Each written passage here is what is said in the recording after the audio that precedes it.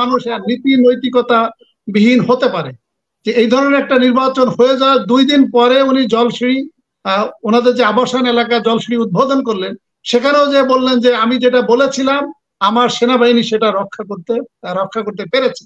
আমাদের সেনাবাহিনীর যে দায়িত্ব আমরা সে দায়িত্ব পালন করেছি এবং একটা সুন্দর এবং সুষ্ঠু নির্বাচন হয়েছে। এই পশ্চিমা বিশ্বে আমাদের বাংলাদেশে যেভাবে আইজি, সেনাপ্রধান, চিফ জাস্টিস রাজনৈতিকভাবে নিয়োগ দেওয়া হয়, ভাইস চ্যান্সেলরকে রাজনৈতিকভাবে নিয়োগ দেওয়া হয়, বাংলাদেশেও একইভাবে নিয়োগ দেওয়া হয়। তাহলে ডিফারেন্সটা কি জানেন হাসিনা আক্তার? ডিফারেন্সটা হচ্ছে ইংল্যান্ডে বা পশ্চিমা বিশ্বে যে ব্যক্তিকে চিফ জাস্টিস হিসেবে রাজনৈতিকভাবে নিয়োগ দেওয়া হয়, যে মুহূর্তে উনি চেয়ারে বসে যান তখন কিন্তু উনি রাজনীতির রও কিন্তু উচ্চারণ করেন না। কিন্তু আমাদের সমস্যাটা হলো যাকে রাজনৈতিকভাবে নিয়োগ দেওয়া হচ্ছে তিনি মনে করছে আমাকে যেহেতু রাজনৈতিকভাবে নিয়োগ দেওয়া হয়েছে আমি রাজনৈতিক দলের বড় নেতা হয়েছি। স্যার, আমি তো প্রফেসর কলিমুল্লাহ থেকে জানতে পারলাম যে উনি পোস্ট ডক্টরেট ডিগ্রিও নিচ্ছেন মিলিটারি ডিপ্লোমেসির উপর। তার মানে আমাদের তো বিশ্ববিদ্যালয়ের তো মানে কমপক্ষে 90 বা 95% শিক্ষকেরও কিন্তু পোস্ট ডক্টরেট ডিগ্রি নাই। তো তার মানে উনি পোস্ট ডক্টরেট একটা মানে প্রোগ্রাম স্টার্ট করেছে, তাহলে he must be a very learned and intelligent. Zillur, with due respect, post doctoral একটা ফেজ অফ রিসার্চ, এটা কোনো ডিগ্রি না, কিন্তু কারোর যাতে গিভিং না হয় সেই জন্যই আমি এই ক্লারিফিকেশনটা দিলাম। পিএইচডির পরে আপনার পোস্ট ডক্টরাল একটা ফেজ আছে রিসার্চ, ইন্ডিপেন্ডেন্ট রিসার্চ করবার, আর এরপরে টার্মিনাল যে ডিগ্রি সেটা সায়েন্সে যারা আছেন তাদেরকে ডিসোক্যাসি বলা হয়ে থাকে, ডক্টর ইন সায়েন্সেস। তারপরে যারা সোশ্যাল সায়েন্সের অধিভুক্ত কোনো বিষয়ে ডিগ্রি নেন সেটাকে বলা হয় ডিসোক্যাসি, আর যারা লিটারেচার সংশ্লিষ্ট বিষয়ে কাজ করেন তাদেরকে ডিলিট বলা হয়ে থাকে। ধন্যবাদ।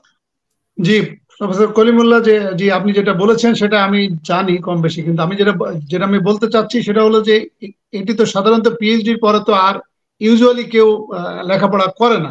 তার মানে উনার যেহেতু আগ্রহ আছে, উনি এটা নিয়ে আবার গবেষণায় লিপ্ত আছেন, তার মানে হি must be very learned, very intelligent. কিন্তু প্রশ্ন হচ্ছে যে আপনি যেমনটি বললেন যে তার যে এই মানে কালারফুল যে কেরিয়ার, এই কালারফুল কেরিয়ারের পিছনে অন্ধকার আছে কিনা। তো অন্ধকার আছে কিনা আমরা যে সমস্ত পত্রপত্রিকায় যেটা দেখেছি, উনি লেফটেন্যান্ট কর্নেল থাকা অবস্থায় উনি কিন্তু গুলি হারিয়ে ফেলেছিলেন এবং গুলির হিসাব উনি দিতে পারেন না। ওই সময় কিন্তু তার চাকরি চলে যাওয়ার কথা ছিল। যাই হোক, উনি কিন্তু he is a very good ম্যানেজারও বটে। উনি এমবিএ ডিগ্রি বা বিবিএ, এমবিএ ডিগ্রি বা ডিবিএ, আমি তো প্রফেসর কলিমুল্লাহ মাধ্যমে জানতে পারলাম যে প্রাইভেট ইউনিভার্সিটি AIUB, যেখানে আমিও ফ্যাকাল্টি ছিলাম, আমিও সেখানে শিক্ষকতা করেছি, সেখানকারও নাকি তিনি স্টুডেন্ট ছিলেন। অবশ্য উনি আমার স্টুডেন্ট ছিলেন না, বা আমি যখন পড়িয়েছি তখন উনাকে আমি পাই নাই, ওখান থেকে নাকি উনি এমবিএ ডিগ্রি নিয়েছেন। তাহলে সেক্ষেত্রে এমবিএ ডিগ্রি নিলে উনি একজন ভালো ম্যানেজারও বটে এবং যে কোনো সিচুয়েশন উনি ম্যানেজ করে ফেলতে পারেন। এবং উনি বিজিবির ডিজি থাকা অবস্থায় আপনার কিন্তু খেয়াল আছে যেগুলো ভিডিও কিন্তু এখনো অনলাইনে আছে, উনি কিন্তু বলেছিলেন যে আমাদেরকে অস্ত্র দেওয়া হয়েছে এটিকে খেলনা পিস্তল হিসেবে ব্যবহার করার জন্য, উনি কিন্তু এটি বলেছিলেন। এবং উনি 2018 সালের যে নির্বাচন, এই নির্বাচনে উনি নাকি গত 47 বছরের ইতিহাসে এত ভালো এবং এত সুন্দর নির্বাচন উনি কিন্তু দেখেন নাই। তারপরে দেখেন কত মানুষ নীতি নৈতিকতা বিহীন হতে পারে যে এই ধরনের একটা নির্বাচন হয়ে যাওয়ার 2 দিন পরে উনি জলসিঁড়ি ওনাদের যে আবাসন এলাকা জলসিঁড়ি উদ্বোধন করলেন, সেখানেও যে বললেন যে আমি যেটা বলেছিলাম আমার সেনাবাহিনী সেটা রক্ষা করতে পেরেছে। আমাদের সেনাবাহিনীর যে দায়িত্ব আমরা সে দায়িত্ব পালন করেছি এবং একটা সুন্দর এবং সুষ্ঠু নির্বাচন হয়েছে। এই সমস্ত কথা বলার পরে উনি কি ভালো না খারাপ, আপনার ডিগ্রি থাকতে পারে, আপনার হাজার হাজার কোটি টাকার সম্পদ থাকতে পারে, কিন্তু আপনি মানুষ হিসেবে কেমন, সেটি হচ্ছে বড় প্রশ্ন। আমাদের বর্তমান আইজিপি সাহেব আব্দুল্লাহ আল মামুন, উনি চাকরি জীবনে কিন্তু একজন সৎ কর্মকর্তা। আমি আপনাকে সার্টিফিকেট দিচ্ছি, পুলিশের এগেনস্টে অনেক ধরনের বিতর্ক আছে, উনি কিন্তু একজন সৎ কর্মকর্তা। কিন্তু উনি যে একটা বিতর্কিত নির্বাচন করলেন, একটা অসাংবিধানিক নির্বাচন করলেন, উনি একটা অসাংবিধানিক একটা উপজেলা নির্বাচন করলেন, এটিও কিন্তু হাসিনা আক্তার, এটিও কিন্তু একটা দুর্নীতি, এটাও কিন্তু একটা অসততা। আপনার অসততা বলতে শুধু এটা বোঝায় না যে আপনি আক্ষরিক অর্থে অর্থ নেন না, আপনি পয়সা নেন না। আমাদের প্রফেসর হাসনাত, রাজশাহী বিশ্ববিদ্যালয়ের বিজ্ঞ প্রফেসর কাম পিএইচডি, উনি যে কথাটা বললেন যে জেনারেল একটা প্রক্রিয়া বা প্রসেসের মাধ্যমে পিএইচডি ডিগ্রি অর্জন করেছে, এটাতে আমি দ্বিমত পোষণ করছি না। কিন্তু আমাদের যে আমেরিকান ওয়ার্ল্ড ইউনিভার্সিটি বা যে সমস্ত অনলাইন ইউনিভার্সিটি থেকে যে পিএইচডি ডিগ্রি নেওয়া হয়, সেগুলোও কিন্তু একটা প্রক্রিয়ার মাধ্যমে, প্রসেসের মাধ্যমে, যেভাবে প্রফেসর হাসনাত সাহেব বললেন ওই একইভাবে কিন্তু ডিগ্রিটা কিন্তু অর্জন করা হয়। কিন্তু সেই ডিগ্রিটাও কিন্তু আক্ষরিক অর্থে প্রকৃত পিএইচডি ডিগ্রি নয়। আমাদের যে গত 3টা নির্বাচন হয়েছে, যে আমাদের ইউনিভার্সিটি গ্রান্টস কমিশন অনুমোদিত নয় ওই বিশ্ববিদ্যালয়, বা এই সম্প্রতি আমরা ডিক্লারেশনটা পেয়েছি প্রাইভেট ইউনিভার্সিটিও পিএইচডি এমফিল ডিগ্রি দিতে পারবে, কিন্তু এখন পর্যন্ত আমি জানা মতে কেউ এই ডিগ্রি দেওয়ার সক্ষমতা রাখেন না। ধন্যবাদ। জি প্রফেসর কলিমুল্লাহ, আমার প্রশ্ন হলো এইটাই, আমি একজন শিক্ষা অনুরাগী হিসেবে প্রশ্ন হলো আমার এইটাই, যে আমাদের প্রাইভেট বিশ্ববিদ্যালয় 30 বছর বয়স, সেই প্রাইভেট বিশ্ববিদ্যালয়ের পর আপনি এখনো বিশ্বাস করতে পারলেন না তারা পিএইচডি ডিগ্রি অর্জন করার মতো, মানে ডিগ্রি প্রদান করার মতো সক্ষমতা অর্জন করতে পেরেছে কিনা। ওয়ারাজ আপনি সরকারি একটা ইউনিভার্সিটি, আপনি মাত্র এস্টাবলিশ হলো, তাকে আপনি পিএইচডি প্রোগ্রাম খোলার অনুমতি দিয়ে দিলেন। বিউপি কিন্তু বেশি আগের ইউনিভার্সিটি না। আমাদের আমাদের সেনাবাহিনী কর্তৃক যে সমস্ত ইন্টারমিডিয়েট 2008 থেকে বিউপির যাত্রা শুরু। 2008 হলেও তো বয়স বেশি দিন না, 15 বছর। কিন্তু আমাদের প্রাইভেট ইউনিভার্সিটি এনএসইউ এবং ব্রাক কিন্তু একটা রেটিং এ চলে আসে। এখন কিন্তু ইন্টারন্যাশনাল যে রেটিং গুলো হয়, সেখানে কিন্তু এনএসইউ, ব্রাক, আইইউবি কিন্তু রেটিং এ চলে আসে। সেখানে কিন্তু বিউপি সহ আমাদের কয়েকটা, ঢাকা ইউনিভার্সিটি এবং বুয়েট ছাড়া, এগ্রিভার্সিটি ছাড়া বাকি কিন্তু কারোর কিন্তু কোনো হদিস নাই, কোনো খোঁজ খবর নাই। এটি হচ্ছে আমার প্রশ্ন। আর আমি যেটা আমি বলতে চাচ্ছিলাম সেটা হলো যে এই যে আমাদের গত যে 3টা নির্বাচন হলো, সেটিও কিন্তু একটা প্রক্রিয়ার মাধ্যমে নির্বাচন হয়েছে। সেটাকেও কিন্তু আমার প্রফেসর ফরাদ ভাই কিন্তু বলছে এটি বৈধ নির্বাচন, এটা সাংবিধানিক নির্বাচন। তাহলে এইভাবে যদি প্রক্রিয়ার মাধ্যমে, প্রসেসের মাধ্যমে আছে, কিছু আছে হাসিনা আক্তার নীতি নৈতিকতার বিষয়, এটি তো আমি মনে করি বিইউপি কর্তৃপক্ষকে আমি উদাত্ত আহ্বান জানাবো, আপনি যদি কাউকে পিএইচডি ডিগ্রি দিতে চান, তাহলে কেউ সেনাপ্রধান হলে আপনি তাকে একটা রেস্ট্রিকশন দিয়ে দেন। কারণ সে যখন সেনাপ্রধান হবে, তার মানে সে বাহিনী হেড, তাহলে আপনি তো ইনডাইরেক্টলি সে তো একটা ইনফ্লুয়েন্স করবে। আপনারা দেখেন ডক্টর জাভেদ পাটোয়ারি, ডক্টর হাসান মাহমুদ খন্দকার, ওনারাও নাকি ডক্টর, ওনারাও নাকি পিএইচডি। ওনারা কোথা থেকে পিএইচডি করেছেন? জাহাঙ্গীরনগর ইউনিভার্সিটি, আরেকটা সরকারি বিশ্ববিদ্যালয় থেকে।